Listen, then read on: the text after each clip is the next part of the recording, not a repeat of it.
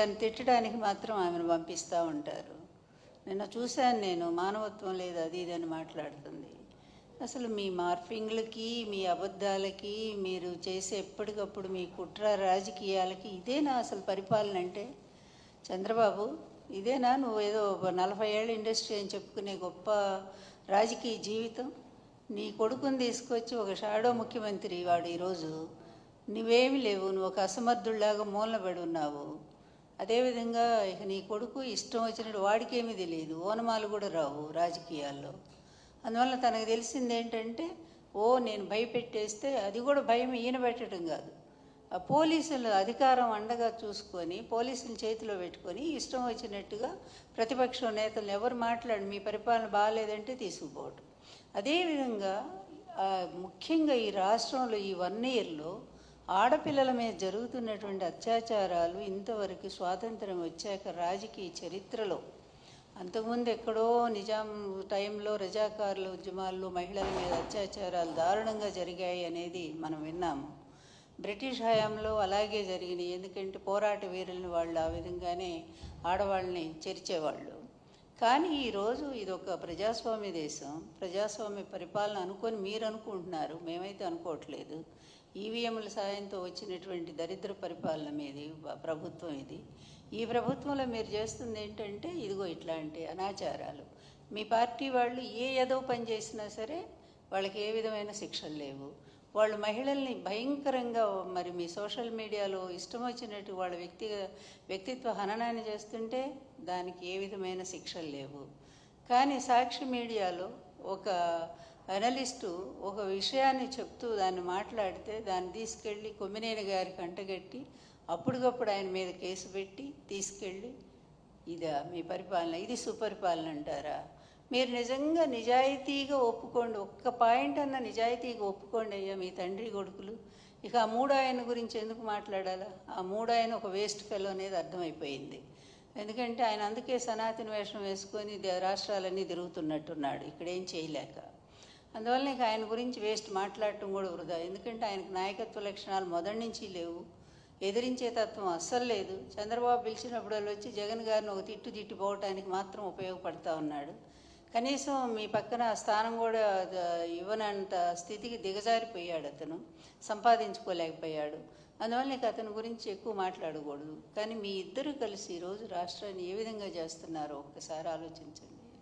మీరు ఆలోచించట్ల, ప్రజలు ఆలోచిస్తున్నారు, ప్రతి క్షణం ఆలోచిస్తున్నారు.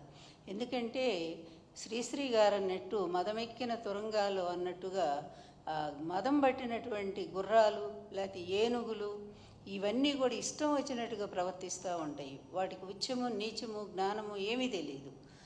అవి ఎక్కడ పడితే అక్కడ ఎట్లా పడితే అట్లా పరిగెడతాయి, అన్నిటిని నాశనం చేస్తాయి. ఈరోజు రాష్ట్రాన్ని నిజంగా గుడ్ గవర్నెన్స్ అంటే జగన్ గారి టైంలో ఒక పద్ధతిగా జరిగింది. కానీ మీరు ఏ ఒక్క పాయింట్ అయినా కంపారిజన్ చేయటానికి మీరెవరు రారు. ఎందుకంటే మీ పచ్చ మీడియా బాకాల్లో ఊదుతూనే ఉంటాయి మిమ్మల్ని. నిన్ను లోకేష్ని ఇద్దరిని కూడా అక్కడ కూర్చోబెట్టి ప్రైమ్ మినిస్టర్ని కలిస్తే దానికి మొత్తం పేజీలన్నీ కూడా ఈనాడు ఏబిఎన్ పెట్టేస్తారు. ఏంటి ప్రైమ్ మినిస్టర్ మీ మిత్రపక్షం కదా, మీ కూటమి కదా, ఒకళ్ళ మీద ఒకళ్ళు ఈరోజు డిపెండ్ అయ్యలేరా? అది కూడా కలిస్తే దానికి ఒక పెద్ద అది వీరత్వమా శౌరత్వమా? ఆయన వల్ల ఇదిగో ఇన్ని వేల కోట్లు ఈ రాష్ట్రానికి మరి వస్తూ ఉన్నాయి, పరిశ్రమలు వచ్చినాయి, ప్రైమ్ మినిస్టర్ గారు యాక్సెప్ట్ చేశారు. లేదా మీ రాజధాని, మీరు అనుకునే రాజధానికి ప్రైమ్ మినిస్టర్ గారు ఇన్ని వేల కోట్లు ఇప్పిస్తున్నారు అని ఈ విధంగా అయినటువంటి వార్త అయితే నిజంగానే బాగా సాధించారని చెప్పుకోవటానికి. ఇంత సిగ్గుమాలిన మీడియా, ఇంత సిగ్గుమాలిన తండ్రి కొడుకులు, ఇంత పనికిమాలిన పరిపాలన, దీన్నంతా చూపిస్తూ ఒక 60-70 కోట్లు ఖర్చు పెట్టి దానికి ఒక గుడ్ గవర్నెన్స్ పాలన రాష్ట్రం వైపు చూస్తుందంట. అంత పెద్ద గిన్నెస్ బుక్లో ఎక్కి ఆయనకు ప్రైమ్ మినిస్టర్ గారి కంటే లోకేష్ బహుమతి ఇస్తున్నాడు. అన్నీ లోకేష్ బహుమతి ఇస్తున్నా అంటే ఎన్ని 600 కోట్లు ఖర్చు పెట్టారు. ఏమైంది? ఎంత రసాభాస. చిన్న చిన్న పిల్లల్ని తీసుకొచ్చి వాళ్ళని పాపం గిరిజన పిల్లల్ని, వాళ్ళకి తిండి లేదు, నీళ్లు లేవు, వాళ్ళు పడుకోవటానికి ఒక సౌకర్యం లేదు. ఇదా గుడ్ గవర్నెన్స్? ఎక్కడైనా జగన్ గారి హయాంలో ఇలా జరిగినాయా? ఎప్పుడైనా స్టూడెంట్స్ని ఇబ్బంది పెట్టారా? మీ హయాంలో పాడుపడ్డ స్కూల్స్ అన్నింటినీ కూడా నాడు నేడు క్రింద ఆయన బాగు చేసి చక్కగా వాళ్ళందరికీ కూడా విద్యను కల్పించారు. వాళ్ళకి కావాల్సినటువంటి అమ్మఒడి పథకం ద్వారా 15,000 ఇచ్చి ఆ పిల్లల్ని బడికి రప్పించి గవర్నమెంట్ స్కూల్స్ అంటే కలెక్టర్ పిల్లల్ని కూడా చేర్చే విధంగా దాన్ని డెవలప్ చేశారు. అది గుడ్ గవర్నెన్స్. అలాగే మహిళలకు చూస్తే ముఖ్యంగా పక్క రాష్ట్రంలో ఎక్కడో ఆ అమ్మాయి మీద అత్యాచారం జరిగి చనిపోతే ఇక్కడ ఉన్నటువంటి ముఖ్యమంత్రి గారు జగన్ గారు స్పందించి అప్పటికప్పుడు దిశ యాప్ తీసుకొచ్చారే, దిశ చట్టం కూడా తెచ్చారు. అయితే అది ఇంకా కేంద్ర గవర్నమెంట్ ఒప్పుకోలేదు. అయినా సరే పోలీస్ స్టేషన్లు ఎక్కడికక్కడ మండల కేంద్రాలు పోలీస్ స్టేషన్లు పోలీస్ స్టేషన్లు పెట్టారు. మహిళలకు 2 కోట్ల మంది దిశ యాప్ ఆ రోజు డౌన్లోడ్ చేసుకున్నారంటే అదా నిజమైన పరిపాలన?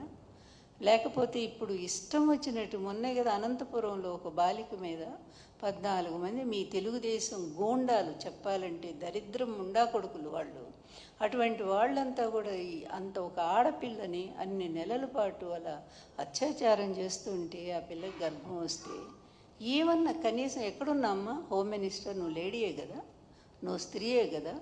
ఇలాంటి వెధవలంతా కూడా ఇలాంటి పనికిమాలిన పనులు చేస్తే మీ పార్టీకి చెడ్డ పేరు రాదా? అయినా ఎందుకు వాళ్ళని కాచుకుంటున్నారు? వాళ్ళ మీద ఏమైనా శిక్ష ఉందా?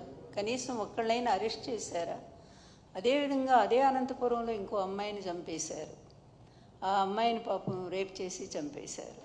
ఇన్ని దారుణాలు అక్కడేంటి పిఠాపురంలో, మొత్తం ఈ మూల శ్రీకాకుళం నుంచి కడప వరకు కూడా అనేక మంది ఆడపిల్లల్ని అత్యాచారాలు చేసి మీ తెలుగుదేశం గూండాలు ఇష్టం వచ్చినట్టుగా చంపేస్తుంటే ఎక్కడైనా ఒక్క దానికైనా హోమ్ మినిస్టర్ ఏమి స్పందించారా? అదేవిధంగా ఈ ముఖ్యమంత్రి ఏమైనా స్పందించాడా? ఈ షాడో ముఖ్యమంత్రి ఏమైనా వెళ్ళి వాళ్ళని పరామర్శించాడా? ప్రచోటికి జగన్ గారు వెళ్ళి వాళ్ళ కుటుంబాలకు అండగా నిలబడతా అని హామీ ఇచ్చి ఓదార్చి వస్తామంటే అజ్జోళ్ళ కళ్ళల్లో నిప్పులు పోసుకుంటున్నారు. ఆయన ఎక్కడికి పోతే అక్కడే జనాలు, వేల జనాలు. మేమేం గవర్నమెంట్లో లేం కదా, ఏమైనా వెహికల్స్ పెట్టి తీసుకురావటానికి పొలాలకు అడ్డం పడి కూడా మొన్న వచ్చారు కదా, చూసాం కదా. మరి అంత జనాలు వస్తుంటే మరి అజ్జోళ్ళలేక మీరు ఎక్కడ పోయినా పట్టుమని 10 మంది కూడా రారు మీ మొఖాలకి. అలాంటి అవి చూసి మీరు ఆయన మీద కేసుల మీద కేసులు. ఏంటిరా మీ పరిపాలన? నిజంగా ఎంత దరిద్రంగా ఉందో ఒక్కసారైనా ఆత్మవిమర్శ చేసుకోరా? ఆత్మవిమర్శ చేసుకోవాలి కదా. ఏం చేస్తున్నాము? ఈ 1 ఇయర్గా మేము ప్రజలకు ఏమి న్యాయం చేశాము? ఇచ్చిన హామీలు ఎంతవరకు నిలబెట్టాము? అదేవిధంగా మహిళల మీద ఎందుకు ఇన్ని ఘోరాలు జరుగుతున్నాయి? మరి జగన్ గారి టైంలో చేయూత ఏమిటి, ఆసరా ఏమిటి, అదేవిధంగా ఈబీసీ క్రింద ఒకటేమిటి, ఎన్ని రకాలుగా మహిళలకు కొన్ని లక్షల రూపాయలు, 15-20 లక్షల రూపాయలు విలువైనటువంటి ఇళ్ల పట్టాలు, స్వయంగా ఇళ్ళు కూడా ప్రభుత్వమే కట్టించి ఇస్తానని అంతమందికి దాదాపు 30 లక్షల మందికి మహిళలకే ఇళ్ల పట్టాలు ఇచ్చారే. అదే పరిపాలన? లేకపోతే వాళ్ళ పట్టాలన్నీ లాక్కొని మీ వాళ్ళు ఆక్రమించేస్తుంటే మీరు చూస్తా ఊరుకుండే ఇది గుడ్ గవర్నెన్సా? మీరు ఆలోచించండి ఒక్కసారిగా. మీరు కాదు, మీరు ఎట్లాగా ఆలోచించరు. ఎందుకంటే అధికారం అనేటువంటి ఒక మత్తులో అవినీతిలో కూరుకుపోయినటువంటి మీ కూటమి ప్రభుత్వం ఈరోజు ఏదో పెద్ద ప్రశ్నిస్తాము అని జగన్ గారి టైంలో వీరనారిలాగా మాట్లాడినటువంటి పురంధరేశ్వరి గారు మీరెక్కడున్నారమ్మా? మీరేం చేస్తున్నారు? మీరేమి దీని గురించి పట్టించుకోరా? మరి ఇంతమంది ఆడపిల్లలు కనీసం మీ పార్టీ తరపునైనా, మీరు పార్టీ అధ్యక్షురాలే కదా, మీరెళ్ళి ఒక్కసారైనా సరే అక్కడ వెళ్ళి ఆ పిల్లలు ఏంటి ఇంత అన్యాయం జరుగుతుందని మీరు మాట్లాడితే కొంచెం గవర్నమెంట్ భయం వస్తుంది కదా ప్రభుత్వానికి. అంటే పరోక్షంగా మీరు మిత్రపక్షం అనేటువంటి పేరుతో చేసే ఏదో పనులన్నిటి కూడా మీరు సపోర్ట్గా నిలబడతారా? అంటే ఈ చెడులో మీరు కూడా ఉన్నారు కదా. కర్త కారయిత చైవ ప్రేరకశ్చ అనుమోదకాః చత్వారో సమభాగినః అని భారతమే చెప్తా ఉంది కదా. చేసే పాపాల్లో కానీ చెడులో కానీ మంచిలో కానీ నలుగురు భాగస్వాములు అవుతారు. కానీ ఇక్కడ 3 ఉన్నారు. అందుకే 3ను గూర్చిరా మొండదయ్యమని శ్రీనాథుడు ఎప్పుడో చెప్పాడు. 3 కలిస్తే అది నాశనమే అయిపోతుంది అన్నట్టుగా ఈరోజు ఆంధ్రప్రదేశ్ పరిస్థితి చూస్తే సర్వనాశనం, అభివృద్ధి లేదు. అమరావతి పేరుతో పెద్ద అవినీతి భాగవతం జరుగుతూ ఉంది అక్కడ. అదేవిధంగా రాష్ట్రంలో ప్రజా వ్యవస్థ అంతా కూడా అస్తవ్యస్తం అయిపోతూ ఉంది. లాండ్ ఆర్డర్ అసలు ఎక్కడుంది, అటకెక్కి కూర్చుంది. పోలీసుల్ని మీ చేతిలో మనుషుల్లాగా మార్చేసుకున్నారు. వాళ్ళకి మరి ఇష్టం వచ్చినట్టుగా కేసులు పెట్టిస్తూ ఉన్నారు. ఆ సెక్షన్లో ఏంటి? కోర్టు ఎన్నిసార్లు మీకు మొట్టికాయలు మొట్టింది? ఏమన్నా కొమ్మినేని గారి విషయంలో సుప్రీంకోర్టు ఎంత తీవ్రంగా మాట్లాడి సిగ్గు రాదా మీకు? ఇంకా ఏమాత్రం కూడా సిగ్గు లేదా? అది ఉంటే ఇదంతా ఈ పిచ్చి పనులన్నీ ఎందుకు చేస్తారు? ఇప్పటికైనా చంద్రబాబు చెప్తున్నా, వినవయ్యా బాబు, ఎందుకంటే ఈ కుటుంబంలో పెద్దదాన్ని నేను. అందువల్ల నేను చెప్తున్నా, నీ కొడుకును పక్కన పడి వాడిని తీసుకెళ్ళి ఇంట్లో కూర్చోబెట్టు, పాలు అమ్ముకోమని చెప్పు శుభ్రంగా. హెరిటేజ్ పాలు బాగా సంపాదించావు కదా అవినీతిలో, ఆ పాలు పెరుగు అమ్ముకుంటే బతుకుతాడు. కనీసం నువ్వన్న కొంత నయం అనేటువంటిది ప్రజల్లో ఉంది. అందువల్ల ఈ చివరి టైంలోనైనా అతన్ని తీసుకెళ్ళి ఇంట్లో పడేసి నువ్వు శుభ్రంగా మంచి పరిపాలన అందించు. ఈ 3 ఏళ్ళు 4 ఏళ్ళు ఈ అమ్మాయిలకు జరుగుతున్న అత్యాచారాల మీద, అన్యాయాల మీద స్పందించు. ఎంత దారుణాలండి, ఎన్ని దారుణాలండి. ఆ కుటుంబాలు ఏడుస్తున్నాయి రోడ్డును పడి. ఒక్క రూపాయన్న ప్రభుత్వం సాయం చేసిందా ఈ ఆడపిల్లలకి? అసలు మహిళలకే చేస్తూ ఉందా? ఏది చేయకుండా గ్యాస్ అన్నారో అది గ్యాస్ అయిపోయింది. అదేవిధంగా అమ్మఒడి చూస్తే అదేదో కొంతమందికే అందింది, అది కూడా మీ వాళ్ళకే అందింది అనుకుంటా. లేకపోతే ఒక్కో కార్డుకి 90 మంది ఏంటండి పిల్లలు? ఈ అసలు ఎక్కడన్నా ఉందా ఇట్లాంటివి? అంటే దొంగ లెక్కలు, మరి ఈ విధంగా దొంగ పంపిణీలు, మళ్ళీ పరోక్షంగా అదంతా కూడా తెలుగుదేశం పార్టీ వాళ్ళకి అందేటట్టు చేయటం, ఇదే పరిపాలన. ప్రభుత్వం అనేది పారదర్శకంగా ప్రజలకి ఒక సిన్సియారిటీ, ఒక నమ్మకాన్ని కలిగించాలి. అలాంటిది మీదంతా కూడా అవినీతి కోసం ప్రజల్ని మభ్యపెట్టి ప్రజల్ని వెన్నుపోటు పొడిచేటువంటి ఒక ప్రభుత్వంగా తయారైపోయింది. ఎవరినైనా సరే పెద్ద మనుషులు, కాస్త మేధావులు అనుకున్న వాళ్ళకి మీరు వాళ్ళతో మాట్లాడించినా చెప్తారు వాస్తవం. గత ప్రభుత్వం ఎలా ఉంది? అభివృద్ధిలో దూసుకుపోయింది. GSTలో నంబర్ 1 ఉన్నాము రాష్ట్రంలో. అదేవిధంగా పథకాల అమల్లో క్యాలెండర్ పెట్టి డేట్లు వారీగా ఇచ్చాము. మహిళల్ని మరి ఉద్ధరించడంలో, మహిళా సంక్షేమ పథకాలు అమలు చేయటంలో అన్నిట్లో కూడా 50% 60% మహిళలకు ఇవ్వటంలో, మహిళా సాధికారతను మరి ఒక సుప్రతిష్టంగా అంత సక్సెస్ఫుల్గా అమలు చేయగలిగింది ఒక్క జగన్మోహన్ రెడ్డి గారి ప్రభుత్వమే. మరి మీ ప్రభుత్వం వచ్చాక మహిళలంతా ఏడుస్తున్నారు, దుఃఖిస్తున్నారు. రోడ్డు మీదకి వెళితే ఏ గుండా లాక్కుపోతాడో అని బిక్కుబిక్కుమంటూ ఆడపిల్లలు బయటికి పంపటానికే భయపడుతున్నారు. సిగ్గుచేటు కదా మీకు? ఇదా మీ ప్రభుత్వము? ఆడపిల్లల్ని కాపాడలేనటువంటి ఎందుకయ్యా చెప్పుకోవటం? ముఖ్యమంత్రి, లేకపోతే ఉప ముఖ్యమంత్రి, లేకపోతే ఇంకో షాడో ముఖ్యమంత్రి, ఇవన్నీ కూడా ఎందుకు ఇట్లాంటి పేర్లన్నీ చెప్పుకోవటం? అందువల్ల ఆడపిల్లల్ని రక్షించాల్సినటువంటి బాధ్యత ప్రభుత్వం మీద ఉంది. అలాగే మహిళల గౌరవాన్ని కాపాడాల్సిన బాధ్యత ఉంది. పేదవాళ్ళైనటువంటి మహిళలను పూర్తిగా ఆదుకోవాల్సినటువంటి బాధ్యత కూడా ప్రభుత్వానికే ఉంది. జగన్ హయాంలో ఎలా ఇచ్చారో ఒక్కసారి అవి తెప్పించి చదువుకోండి. ప్రజల్ని అడగండి, జగన్ హయాంలో ఏమేమి అందినాయో తెలుసుకోండి. అన్ని డేటాలు మీ దగ్గర ఉంటాయి, కానీ అమలు చేసేటప్పుడు మాత్రం అన్నీ పక్కకు పోతూ ఉంటాయి. అందువల్ల జగన్ గారి హయాంలో మహిళలకు ఒక స్వర్ణ యుగమది. కానీ నీ హయాంలో ఇది ఒక రాక్షస పాలన. ఎప్పుడో హిరణ్యకశిపుడు, హిరణ్యాక్షుడు వాళ్ళు ఇలాగే ఋషుల్ని, ఆడవాళ్ళని చెరబట్టేవాళ్ళట. సేమ్ ఇప్పుడు నారాసురుడి పరిపాలనలో కూడా మహిళల్ని చెరబట్టేటువంటి దుస్థితి, ఆ విధమైన రాక్షస పాలన ఈరోజు కొనసాగుతూ ఉంది. అందువలన ప్రజలంతా ఎదురు చూస్తూ ఉన్నారు, జగన్నాథుడు ఎప్పుడు వస్తాడా అని చెప్పి. ఈ రాక్షస పాలన అంతం చేసి మళ్ళీ మాకు ఆ జగన్నాథుడే కావాలి అని చెప్పి ప్రజలంతా కూడా కోరుతూ ఉన్నారు. అందువల్ల మీది గుడ్ గవర్నెన్స్ కాదు, వెరీ బ్యాడ్ గవర్నెన్స్ ఇది. అందువల్ల మీకు ఎట్లాగూ ఈ ఆత్మవిమర్శలు లేవు, సమీక్షలు లేవు, మీ పరిపాలన మీకు చెప్పే సలహాదారులు లేరు. సలహాదారులు ఎవరంటే మీ మీడియా, ABN ఆయన చెప్పాలా, లేకపోతే ఈనాడు ఆయన చెప్పాలా? వాళ్ళు బాగుందని రాస్తూనే ఉంటారు, ఎందుకంటే వాళ్ళ డబ్బులు వాళ్ళకి కావాలా. మీరు ఇచ్చేటువంటి ఆ డబ్బుల కోసం వాళ్ళు పిచ్చి రాతలు అలా రాస్తూనే ఉంటారు. ఇక పనికి మాలిన టీవీలు, TV5 ఒకడున్నాడు. వాళ్ళు ఈ విధంగా అబద్ధాలని మరి నిజాలుగా నమ్మిస్తూ ప్రజల్ని నమ్మించడానికి ప్రయత్నం చేస్తూ, కానీ ప్రజలు నమ్ముతారనేటువంటి ఒక భ్రమలో బ్రతుకుతూ వాళ్ళు బాగుపడుతున్నారు, మీరు బాగుపడుతున్నారు. కానీ రాష్ట్రం మాత్రం దివాళా తీస్తూ ఉంది. వచ్చిన సంవత్సరంలోనే 1,60,000 కోట్ల రూపాయల అప్పులు మాత్రం చేశావు. అవి ప్రజలకు ఏం చేశావంటే మాత్రం సమాధానం లేదు నీ దగ్గర.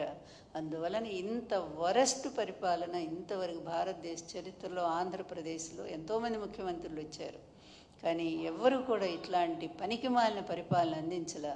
ఎందుకు జరుగుతోందంటే అందరికీ తెలుసు, నీ కొడుకు వల్లే ఇదంతా కూడా జరుగుతోంది. లేకపోతే ఎప్పుడైనా ఇలా అరెస్టులు చేస్తారా? ప్రతి ఒక్కళ్ళని అరెస్టులు చేస్తారా? జర్నలిస్టులు గొంతులు నొక్కుతారా? జగన్ గారి టైంలో అలా జరిగిందా? అందువల్ల ఇప్పుడు ఎవరిది రెడ్ బుక్ రాజ్యాంగం నడుస్తూ ఉందనేది అందరికీ అర్థమైంది. అందుకే మీరు నిజంగా రాష్ట్రానికి గుడ్ గవర్నెన్స్ ఇవ్వాలి అనుకుంటే నీ కొడుకుని తీసుకుపోయి ఇంటి దగ్గర కూర్చోబెట్టి చక్కగా నువ్వు పరిపాలించు, నీ మిత్రుడు కలిసి పరిపాలించండి. లేకపోతే మీకు ఇంతకంటే కూడా ఇంకా హీనంగా. ఒక్కటే హెచ్చరిక చంద్రబాబు, ఇప్పుడు నీవు నేర్పిన విద్య నీరజాక్ష అని ఎప్పుడో మనం చదువుకున్నాం కదా. నువ్వు ఈరోజు ఏం చూపిస్తున్నావో, మార్గం ఏదైతే చేస్తున్నావో అది రేపు నీకు వర్తించదా? ప్రభుత్వం మారినాక నీ పరిస్థితి ఏంటి, నీ కొడుకు పరిస్థితి ఏంటి? మీరు చేసిన ఇలాంటి పనికిమాలిన పనులకి, ఇలాంటి నిరంకుశమైన పనులకి, ఇవి ఇల్లీగల్ అంటే చట్టబద్ధం కానటువంటి ఈ పనులన్నిటికీ కూడా రేపు శిక్షలు మీకు లేవా? నీ కొడుకు జైల్లో ఉంటే నువ్వు చూస్తూ ఆనందించగలవా? రేపు లేదు, నిన్ను జైల్లో పెడితే నీ కొడుకు ఆనందించగలడా? నీ భార్య ఆనందించగలదా?